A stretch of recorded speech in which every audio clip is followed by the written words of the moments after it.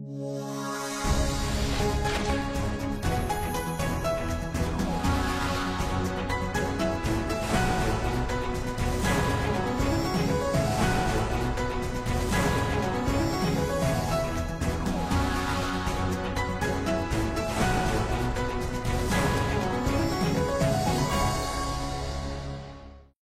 sizlarni haftaning muhim yangiliklari bilan tanishtiramiz. 22-iyun kuni Millat qasrida Tinchlik va milliy birlik asoschisi, millat peshvosi, Tojikiston Respublikasi prezidenti Emomali Rahmon Trafigura Group kompaniyasi rahbari Jeremy Weirni qabul qildi. Uchrashuv chog'ida Tojikiston va Shveysariyaning Trafigura Group kompaniyasi o'rtasidagi hamkorlikni rivojlantirish masalalari ko'rib chiqildi. Mamlakat prezidenti Emomali Rahmon bugungi uchrashuvni turli ishlab chiqarish, tovar ayirboshlash va tegishli logistika sohasida hamkorlikni mustahkamlash masalalarini muhokama qilish uchun qulay imkoniyat deb hisobladi. Uchrashuvda sanoatda keng imkoniyatlardan foydalanish, jumladan Trafigura Group kompaniyasining Tojikiston Respublikasida amalga oshirilayotgan loyihalarda ishtirok etishi, Tojikiston Respublikasiga turli xildagi neft mahsulotlari yetkazib berishni ta'minlash va Tojikiston Respublikasidagi muqobil energiyani rivojlantirishda ishtirok etish bo'yicha hamkorlikni muhokama qilishda, shuningdek elektr energetikasi va qayta tiklanuvchi energiya manbalari, yuk tashish, logistika xizmatlari va metallarni qayta ishlash hamda eksport sohalarida hamkorlikni rivojlantirish yuzasidan fikr almashildi.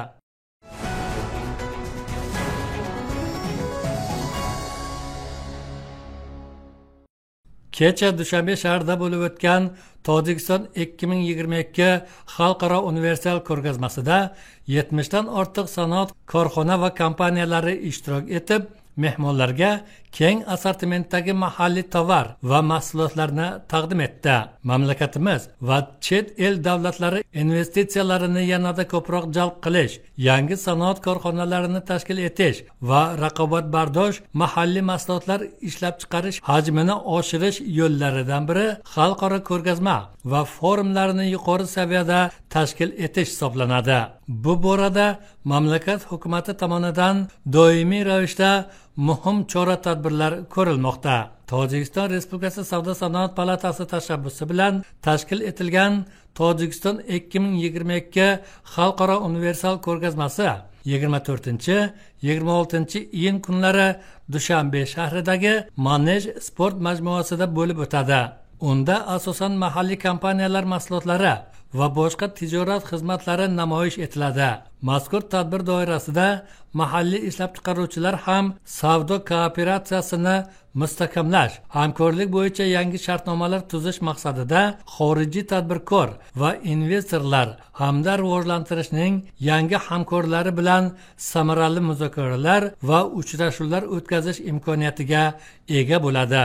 Tojikiston 2022 yarmarkasining ochilishi tadbirida Tojikiston Respublikasi hukumati hamda O'zbekiston, Germaniya, Eron, Rossiya, Koreya, Xitoy va Tojikiston sanoat kompaniyalari vakillari ishtirok etib, Tojikistonning yaqin va uzoq davlatlar bilan savdo aloqalarini yuqori baholadilar. Bu chora birinchi navbatda keyingi yillarda iqtisodiyotning bu ustuvor tarmog'iga e'tibor kuchayib borayotgan sanoatning misli ko'rilmagan rivojlanishiga faol yordam beradi. Qulay ishbilarmonlik va sarmoyaviy muhit hukumat ko'magida mahalliy va chet el mamlakatlari investitsiyalarini jalb etish hamda mahalliy tadbirkorlarning hissasi bilan mamlakatda zamonaviy texnika va texnologiyalarni joriy etgan holda yangi sanoat korxonalarini barpo etish hamda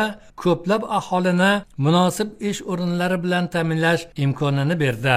Tojikistonda qulay sarmoyaviy muhit va investorlarni himoya qilish to'g'risidagi qonun mavjud. Sug'd, Dang'ara, Ko'lob, Panj, Ishqo'shim erkin iqtisodiy mintaqalari hududlarida tadbirkorlik faoliyatini yuritish uchun qulay sharoitlar yaratilib, investorlar uchun keng imtiyozlar belgilandi. Tojikiston 2022 Xalqaro universal ko'rgazmasi 2022 yilning 26-iyuniga qadar davom etadi. Ko'rgazmada Tojikistonda ishlab chiqarilgan oziq-ovqat, yengil, mashinasozlik va boshqa import o'rnini bosuvchi tovarlar kabi deyarli barcha turdagi mahsulotlar namoyish etilmoqda.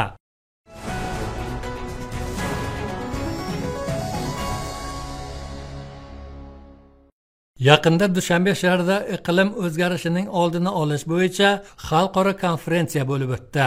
Konferensiya ishida Tojikiston Respublikasi hukumati, Tojikiston hukumati huzuridagi atrof muhitni muhofaza qilish komiteti vakillari va hamkorlar taraqqiyoti vakillari ishtirok etdilar. Muzliklarning tez erishi yirik muzliklar parchalanishiga, sel va toshqinlarga olib keladi. Bu esa halokatli tabiiy oqibatlar sodir etilishiga sabab bo'ladi. Anjumanda iqlim o'zgarishi xavfini kamaytirish va oldini olish masalalariga alohida to'xtalib o'tildi. Konferensiya jarayonida dunyoning barcha burchaklarida misli ko'rilmagan suv toshqinlari, halokatli buhron va to'fonlar, sel va ko'chkilar ko'chishi tufayli tabiiy ofatlar sodir etilishiga sabab bo'layotgan iqlim o'zgarishi hozirgi zamon global muammolaridan biriga aylanib borayotgani ta'kidlandi va bu masalalar tashvishga solayotgani hamda mintaqadagi suv va gidroenergetika resurslari, aholi salomatligi, shuningdek oziq-ovqat xavfsizligiga salbiy ta'sir ko'rsatayotganiga ham e'tibor qaratildi.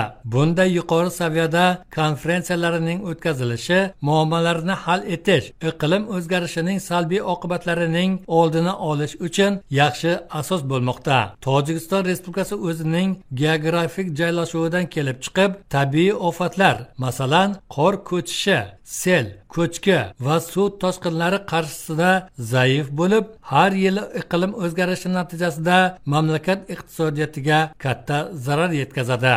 Sayyoradagi iqlim o'zgarishi oqibatlari iqlimshunoslar va jahon hamjamiyatini muzliklar erishining oldini olish, moslashtirish va kamaytirishning yangi usullarini joriy etishga vazifador qiladi. Bunday konferensiyalar o'tkazilishi olimlar va mutaxassislarning o'zaro tajriba almashishi, bu borada zarur chora-tadbirlarni amalga oshirish imkonini beradi.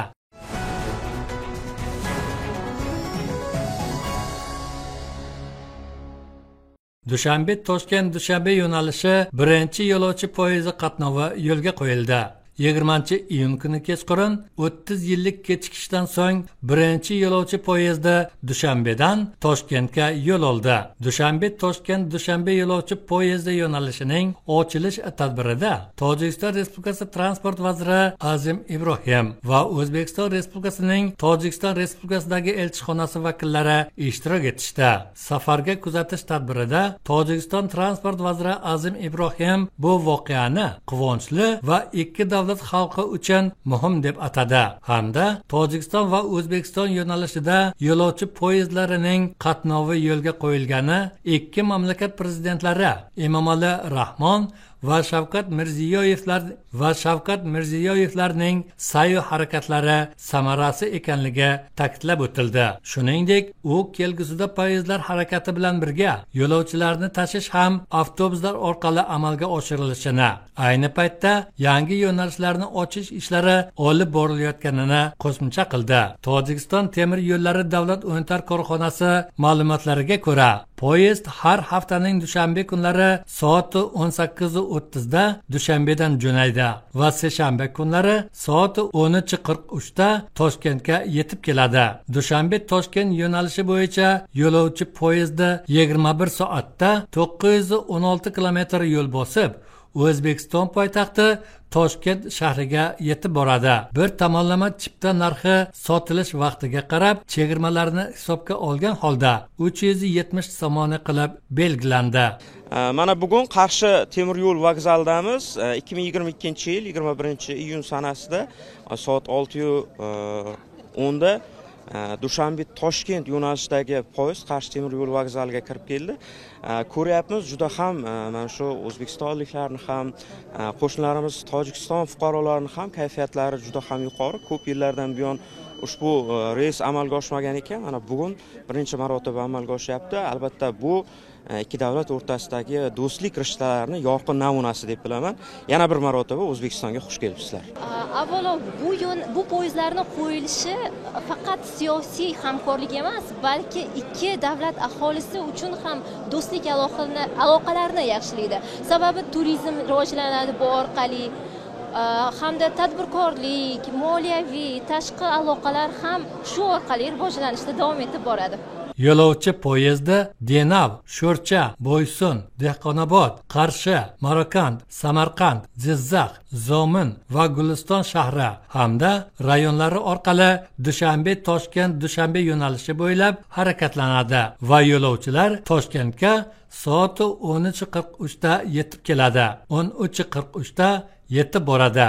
Birinchi kuni poyezdda hamkorlarimiz ham Toshkentga safar qildi. Hozir muxbirimizning Dushanbe Toshkent Dushanbe marshrути bo'ylab qilinayotgan harakati borasidagi fikrlarini taqdim etamiz. Poyezd Dushanbega soat 16:15 da qaytadi. Eslatib o'tamiz.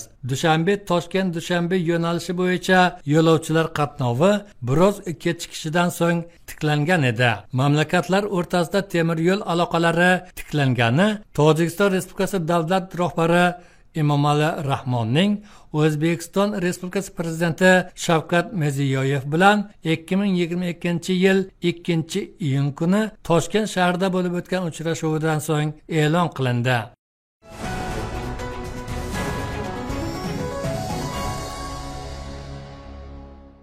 ...2019-yilda rasman ochilgan Dushanbe ko'li dam olish va sayyohlik markazi bugun nafaqat mamlakat aholisi, balki chet ellik mehmonlar va sayyohlarning ham sevimli maskaniga aylangan. Dushanbe ko'li kuniga 5000 kishiga xizmat ko'rsatish imkoniyatiga ega.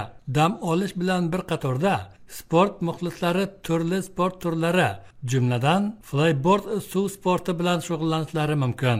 Yoz fasli boshlanishi bilan Dushanbe ko'li dam olish markazida yangi dam olish mavsumi boshlandi. Bu yil bu dam olish maskanida ko'plab o'zgarishlar bo'ladi. Jumladan 20 000 kvadrat metrdan ortiq basseyn va daryolar qurildi. Bu rivojlangan mamlakatlar tajribasiga kiradi. To'lqinli hovuzning o'zi 6000 kvadrat metr maydonni egallaydi va bir vaqtning o'zida 2000 nafar kishini sig'dira oladi. Bu yerda 480 metr uzunlikdagi to'lqinli daryolar, yer osti suv havzalari barpo etilgan bo'lib, aholining dam olishi uchun qulay sharoit yaratilgan. To'lqinli hovuz dunyoning rivojlangan mamlakatlarida mashhur bo'lib, Markaziy Osiyoda birinchi hisoblanadi. Bunday sun'iy havuzlarning to'lqinlari baland va tez emas. U kompyuter tizimi tomonidan boshqariladi va doimiy harakatda bo'lmaydi. Har soatda yuqori 2,5 metr to'lqin kelishi haqida ogohlantiruvchi maxsus ovoz bor. Bu to'lqinli havuzda cho'milishdan oldin dam oluvchilar xavfsizligini ta'minlash uchun maxsus kiyim-kechak bilan ta'minlanadi. Endilikda aholi nafaqat havuzda cho'milish, balki ko'l qirg'og'idagi sun'iy qumdan ham foydalanishi mumkin. Bu esa inson salomatligi uchun foydalidir. Dushanbe ko'li dam olish markazi rahbariyati doimiy ravishda eng yaxshi sharoit va imkoniyatlarni taqdim etadi. Bularning barchasi mamlakat aholisi va mehmonlarni ko'proq dam olishga jalb qilishga qaratilgan. Suvni va atrofni toza-yu ozoda saqlash Dushanbe ko'li rahbariyati va xodimlarining mehribonlik tuyg'usi va go'zallikka bo'lgan ishtiyoqi baland ekanligidan dalolat beradi. Shuning uchun ko'lning ichi va atrofi yam-yashil bo'lib, janubiy sharqiy iqlimga mos keladigan daraxt va butalar ekilgan. Dam olish va sayyohlik markazi hududida betakror arxitekturaga ega 3 ta yangi bino barpo etildi. Birinchi bino 2 qavatdan iborat bo'lib, birinchi qavatda kassa, oziq-ovqat do'koni, cho'milish anjomlari sotiladigan ixtisoslashtirilgan do'kon, hammom, kiyinish xonalari, kir yuvish xonalari va ma'muriyat ishxonalari joylashgan. Dushanbe ko'li Dushanbe Xo'jand Chanoq avtomobil yo'li yonida Varzov daryosi sohilida joylashgan bo'lib, mahalliy va xorijiy sayyohlarni yanada kengroq jalb etishda muhim ahamiyat kasb etmoqda.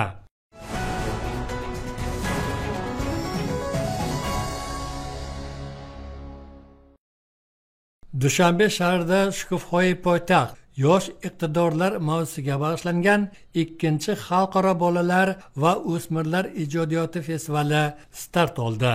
Ta'kidlash joizki, festival 22-26 iyun kunlari davom etadi. Festivalda ishtirok etish bilan birga uning ishtirokchilari poytaxtdagi madaniyat va istirohat bog'lari, muzeylar va boshqa madaniy ko'ngilochar muassasalariga tashrif buyurishadi.